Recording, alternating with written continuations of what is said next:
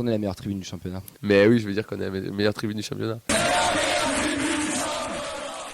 Le programme du week-end, il y a un gros programme, les amis, puisqu'on a la préfo qui nous indique avec le compte La Fabrique Violette, que je vous invite à aller suivre sur Instagram, qui nous dit que les U14 iront à l'Ardenne, que les U15 recevront l'Avenir Foot catalan et que les U16, eux, iront à Albi.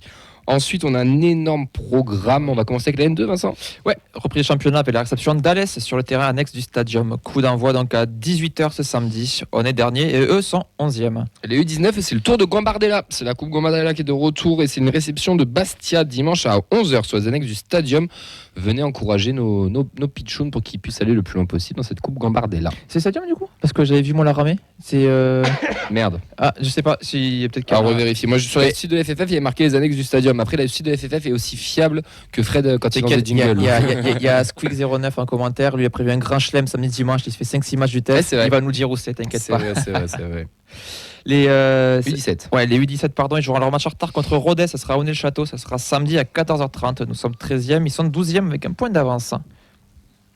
La Détroit féminine, elle reçoit, c'est le gros rendez-vous du week-end. Elle reçoit la Saint-Etienne, club de Arkema, en Coupe de France. Donc c'est un 16e de finale pour une qualification en 8e.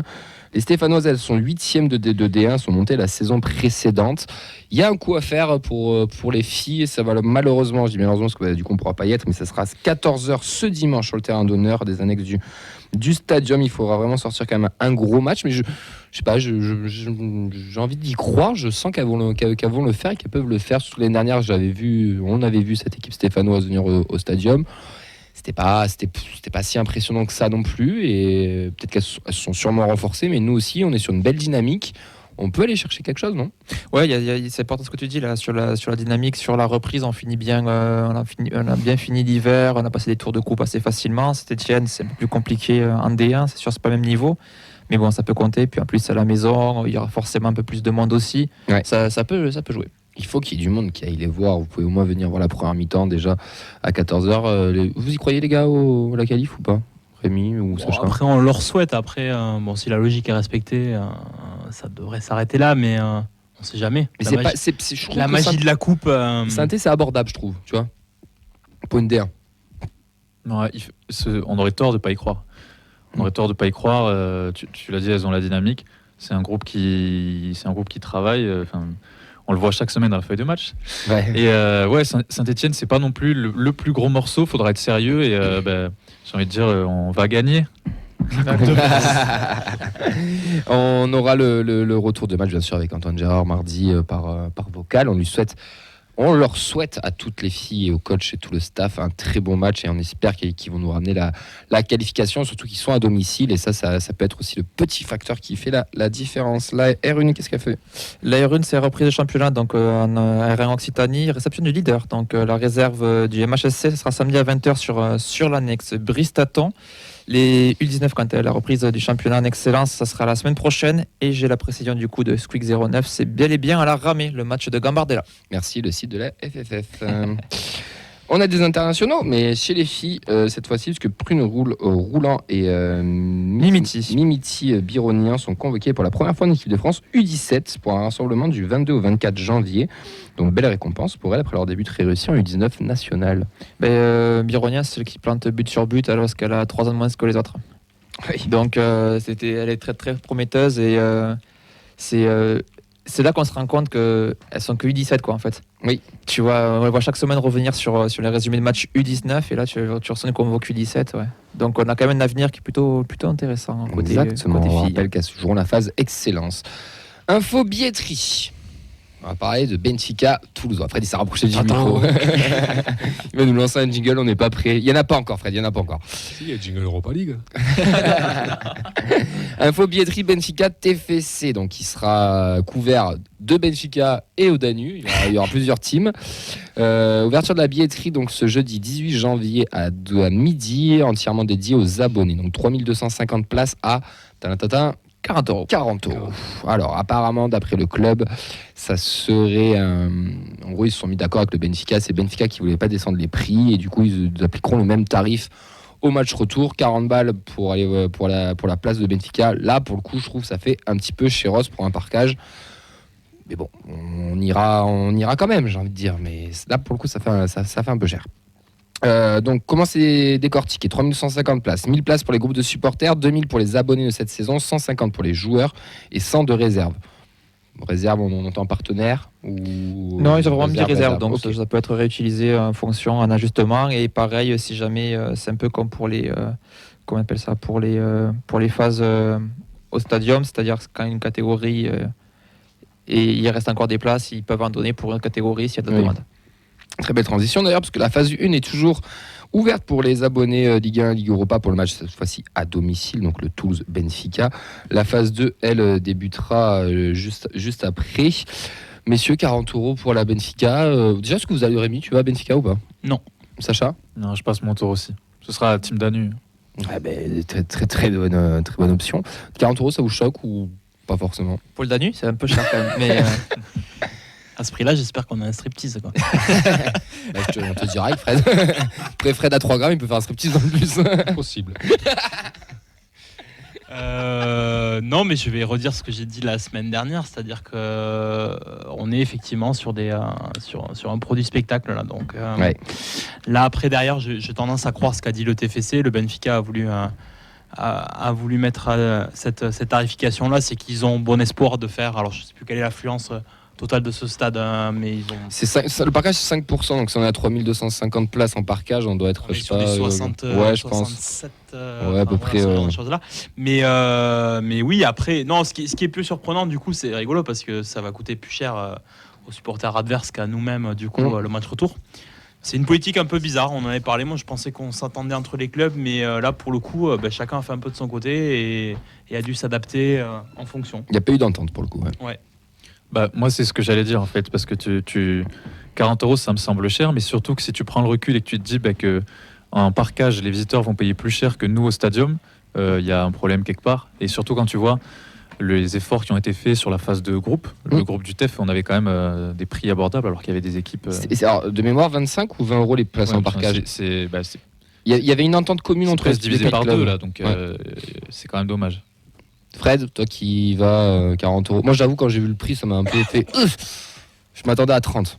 Ouais, ça fait mal, ouais, quand même. Ouais. Ça pique, hein. Ouais. Surtout que je crois qu'à Liverpool, c'était 20, c'est ça? Ouais, 20 ou 25, je sais plus. c'est 20, Mais il y avait, Free Fly vient de 20, confirmer il y avait sur un accord Twitch. commun entre les 4 clubs qui avait fait une réunion en disant tout le parkage seront 20 €. Ouais, 40 €, ben oui, c'est la politique tarifaire d'un grand club européen. Voilà, c'est. Bon, ça rejoint un peu aussi ce que dit Rémi. Ouais, le ils ont fameux choisi, spectacle. cette option-là. Pourtant, Benfica, il me semble que voilà, c'est un club qui est populaire à Lisbonne, même dans tout le pays. Mais Je après, pense au que Portugal, il n'y a peut-être pas le même rapport en fait à l'argent par rapport à ce genre de match-là Ouais. aussi. Ils ont Donc, l'euro là-bas au Portugal. moi, j'ai tendance à penser qu'ils vont le remplir et que c'est un peu leur tarification habituelle. oui. Après, ça confirme ouais, que il y a des pays où, voilà, l'Angleterre notamment, quoi, il y a une sorte de entre guillemets de respect du supporter populaire, quoi, qui se perd un peu dans les autres pays, quoi. Mais bon, ça c'est culturel, quoi. C'est dommage quand même. Ouais, c'est dommage, ouais. C'est clairement dommage. On va enchaîner sur des petites news, puisque la commission de discipline a infligé des matchs de suspension de président. Et oui, donc ils sont réunis janvier par rapport à la contestation de l'arbitrage du match Nice-TFC 26 novembre et le but refus de Siro en tout début de rencontre. Donc le président Comoli avait pesté en conférence de presse. 3 matchs de suspension en Ligue 1. Donc à partir du 16 janvier, il ne pourra pas accéder au banc de touche, au vestiaire des arbitres et à toute fonction officielle.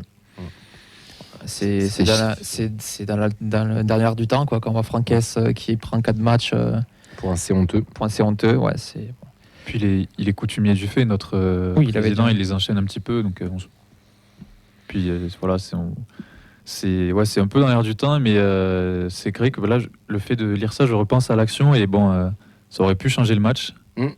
C'est le fameux but où c'était la stade de Nice qui n'avait jamais été menée au score, etc. C'est sur la première action du match, donc. Tous ont été unanimes, il y avait but. Ouais, c'est ça. J'entends. Ça vous, Anaïs t'a posé la question hier, si ça a dérangé ou comment vous sentez ça par rapport au président. Je sais plus trop ce que tu as répondu sur ça. Moi, j'ai répondu que C'était logique, non? Ouais, bon, il a eu un coup de sang, ça arrive. Alors peut-être est-ce que c'est lié à la situation du club, quoi. c'est que tout le monde est tendu. Donc il a vécu ça comme une injustice sur le moment. Mais après, aller invectiver comme ça, tu le sais que ça mène à rien en fait. Enfin, que ça mène pas à grand chose et ça mène surtout à te mettre à dos. Alors hier j'ai employé le mot de caste, quoi. Oui, c'est vrai. La caste des arbitres, quoi. Et une fois qu'ils tombent dans le nez, quoi, entre guillemets, après c'est compliqué de retourner la situation. C'est Alors, pour ça que je dis que parce que ça a été déjà arrivé aussi la saison dernière, si je dis Mmh. pas de bêtises. Alors que la situation, enfin, c'était pas la même. Il y avait le fameux le barrage contre Nantes, mais Scandaleux, pour ça que je dis, il est coutumier du fait. Et après, je suis d'accord avec Fred. À partir du moment où tu es dans le viseur des arbitres et qu'ils savent que tu peux sortir et tu peux faire ce genre de sortie, c'est de suite plus ferme derrière au niveau des sanctions. Tu as moins droit à l'erreur. Et après, la sanction en elle-même, moi, je suis pas choqué puisque tu es obligé, entre guillemets, de sanctionner, quoi, parce que si tu dis rien, c'est un peu l'escalade, quoi. Et ça sera l'escalade. Donc là, la commission est dans son rôle, quoi, en plein, quoi. Et après, non, ça me choque pas. Il sera absent 3 matchs, et voilà, quoi. On enchaîne avec les travaux du centre de performance qui ont débuté, messieurs. Donc, il sera livré en juillet 2025. On peut voir que tout a été lancé et qu'après on deviendra un plus grand club. En tout cas, tout le monde a hâte de voir ce que ça va donner. Ouais, puis c'est des gros travaux au final quand on voit tout ce qu'ils ont prévu. C'est pas le simple centre, c'est un truc qui va être ouvert et aussi accessible à d'autres communautés de la ville, tout simplement. Partenariat stratégique. Ouais, donc avec le club chinois donc du SPHQ Shenzhen. En fait, c'est une collaboration qui existait déjà depuis 2015, mais qui a été interrompue pendant la pandémie. Alors, ça redémarre à partir d'aujourd'hui. Donc l'objectif, c'est un partage des connaissances et de l'expertise du Toulouse FC avec ce club-là, dans les domaines de la formation des jeunes et dans le développement des compétences d'entraîneurs locaux. Cette collaboration renforce notre position dans l'essor des jeunes talents, tout en apportant une contribution au développement du football en Chine. Je cite bien sûr le site du TFC. Une déclaration donc de Rémi Lauré, le directeur du développement football. Ce nouvel engagement a pour objectif de partager des méthodes d'entraînement et de développement innovantes du Toulouse Football Club pour les jeunes footballeurs de 7 à 12 ans, mais aussi d'organiser à Shenzhen des sessions de formation à l'intention des entraîneurs de l'académie. Nous avons aussi comme projet d'organiser l'été prochain des summer camps à Shenzhen à destination des jeunes chinois. Ben voilà, écoute, ce petit développement international, comme le fait si bien notre club depuis que Redbird est arrivé. Comme l'on a déjà fait en Turquie, à New York. Oui. On va enchaîner puisqu'on va recevoir Lucas. Et Lucas, il est membre du club de foot FGT Forza Viola. Et en tant que joueur et Vincent président d'un club de FGT, on se devait de le recevoir pour qu'il nous parle de leur gros 32e de finale de la Coupe de France, la Coupe Auguste Delon. Bonsoir Lucas, comment ça va ? Salut, ça va et vous ? Ça va très très bien. Donc gros match prévu pour le Forza ce week-end. Alors déjà, est-ce que tu peux nous expliquer rapidement qu'est-ce que le Forza Viola ? Ouais, du coup, merci de nous accueillir là, pour parler du Forza un peu. Du coup, le Forza, c'est l'équipe officielle des supporters du TEF. Donc c'est une asso qui a été créée en 2003 par un certain groupe de supporters, dont notamment Pierre, notre speaker au TEF, et Brice. Donc on a fêté nos 20 ans l'année dernière. Et donc on joue en championnat FSGT. Donc on joue le jeudi sur les terrains annexes du stadium, donc sur le terrain Brice, et on s'entraîne le lundi. Donc l'année dernière, on est monté en première division, en championnat. Donc c'est assez compétitif cette année. Et du coup, ce qu'il faut retenir sur le Forza, c'est qu'on prend des valeurs de respect, de convivialité et aussi de compétition. Donc c'est pour ça qu'on a ce match dimanche en 32e de finale qui est hyper important pour nous. En 32e de finale de Coupe de France, c'est la Coupe de l'Aune. C'est une coupe qui a autant de valeur dans l'esprit FGT que la Coupe de France FFF. C'est vraiment genre, faut vraiment se mettre dans ça, dans la FGT, la Coupe Auguste Delon, pardon, c'est vraiment la référence.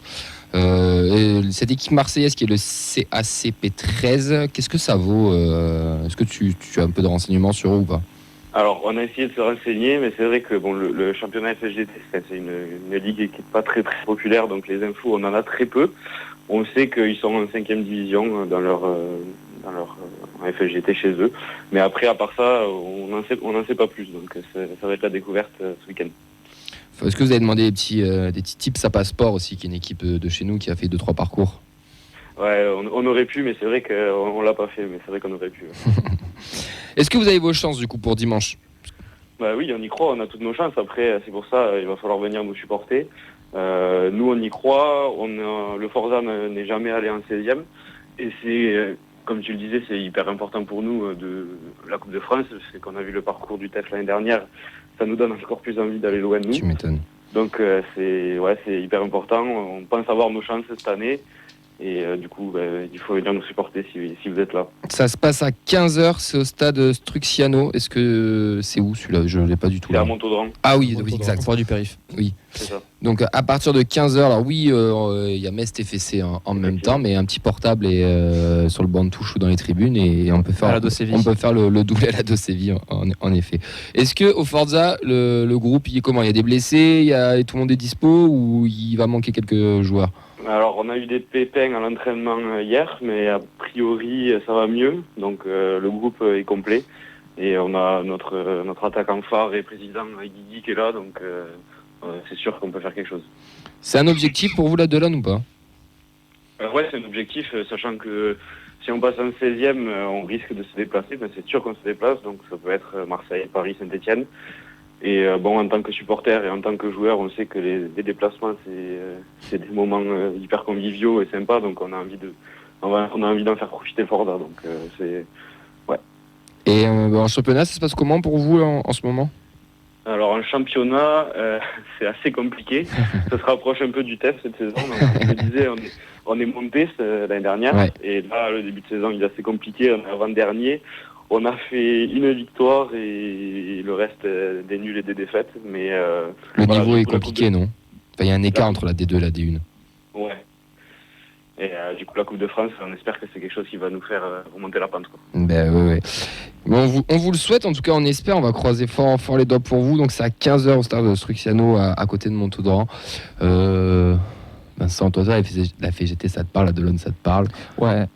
Qu'est-ce que tu as envie de leur souhaiter? C'est un petit peu comme les petites équipes de foot à 11 en district qui démarrent par la Coupe de France. C'est pareil, c'est quelque chose que tu as envie de toucher, que tu as envie de vivre parce que c'est le genre de choses que tout le monde peut participer. C'est quand même la compétition, c'est quand même quelque chose de national. C'est une coupe qui a une histoire qui remonte quand même au milieu du XXe siècle. Donc c'est quand même assez symbolique et c'est pas parce que tu es en foot loisir ou en FGT que tu peux avoir de la compétition, de la compétitivité, mais ça prouve aussi que tu peux t'amuser tout en ayant quand même cet esprit de viser un trophée.